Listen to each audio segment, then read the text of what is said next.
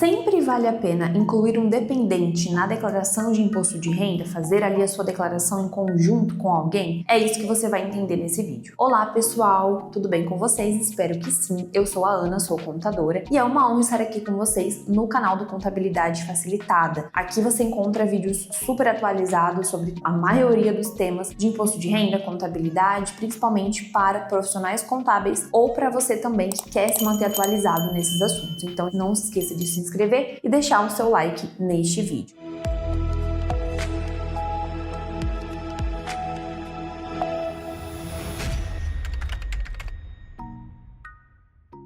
O tema desse vídeo é a gente entender se sempre vale a pena você declarar em conjunto, sempre vale a pena colocar um dependente na sua declaração. Porque a gente sabe que a partir do momento que você coloca um dependente, você tem uma dedução na base de cálculo do seu imposto. Ou seja, se você tinha ali um total de rendimentos de 100 mil reais, você coloca um dependente que vai abater mais ou menos uns 2 mil, em vez do seu imposto ser calculado sobre 100 mil, ele será calculado sobre 98 mil. Basicamente, é isso que acontece quando você coloca um dependente. Só que nem sempre vale a pena, nem sempre esse dependente ele traz dedução. E eu vou explicar para vocês o que acontece. Primeiro ponto é a gente entender quem pode ser dependente, os casos principais que mais costumam aparecer na declaração. Cônjuge ou a pessoa com qual você tem uma união estável por pelo menos 5 anos ou tenha tido um filho junto. Se você tem um filho, ele tem até 21 anos ou 24 anos, se ele esteja cursando ali o ensino superior ou algum ensino formal. Filhos, caso ele tenha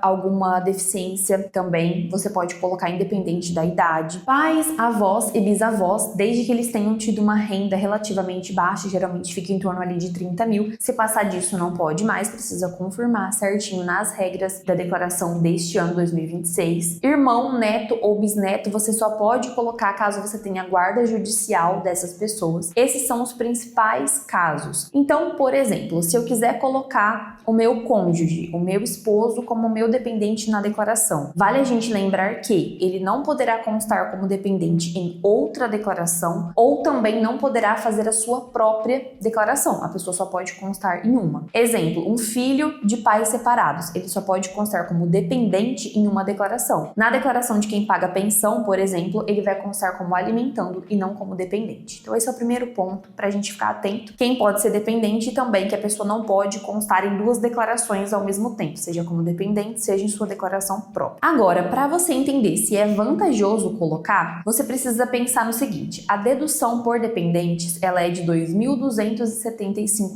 Então, por exemplo, a partir do momento que você coloca um dependente lá, já é aplicada essa dedução na base de cálculo usada para calcular o seu imposto. Automaticamente já é colocado isso. Só que, gente, se essa pessoa teve uma renda, a gente também tem que colocar. O dependente, ele não vem só com a parte boa da dedução. Todo o pacote dele também vem junto. Então, por exemplo, da mesma forma que eu tenho a dedução dele, eu também posso ter a dedução de despesas que eu paguei para ele, ou que ele tenha pago. Por exemplo, despesas médicas, despesas com educação. Agora, se ele teve renda, eu também preciso colocar essa renda. Então, vamos a um exemplo para que fique mais claro. O dependente, por si só, ele vai te dar uma redução ali de R$ 2.300, praticamente. Ele teve de despesa mais R$ 1.700, de despesas com saúde, despesas médicas ali, enfim, despesas com educação. Então, isso daí deu R$ 4.000, por exemplo. Então, ele te deu de dedução R$ 4.000. Só que ele teve uma renda. Esse filho, ele começou a fazer um estágio, por exemplo, e ele recebeu durante o ano 12 mil. Então, a renda dele foi de 12 mil e os abatimentos que ele te trouxe foram de 4 mil. Esses 8 mil, eles vão ser somados à sua renda para cálculo do imposto de renda. Nesses casos, a maioria das vezes não compensa, porque a renda dele foi superior às deduções que ele teve. Muitas vezes, quando o cônjuge ele trabalha, ele tem também uma renda formal, na maioria dos casos não compensa. Então, os casos em que você tem que ficar atento é quando o dependente tem renda, porque aí a gente precisa ver. Se for uma renda baixa, pode ser que ainda compense. Mas se começar a ser uma renda alta que fique maior do que as deduções que ele te apresentou, não vai compensar incluir esse dependente. Quando compensa? Quando ele não tem renda ou quando ele tem muitas deduções e tem uma renda baixa. Por exemplo,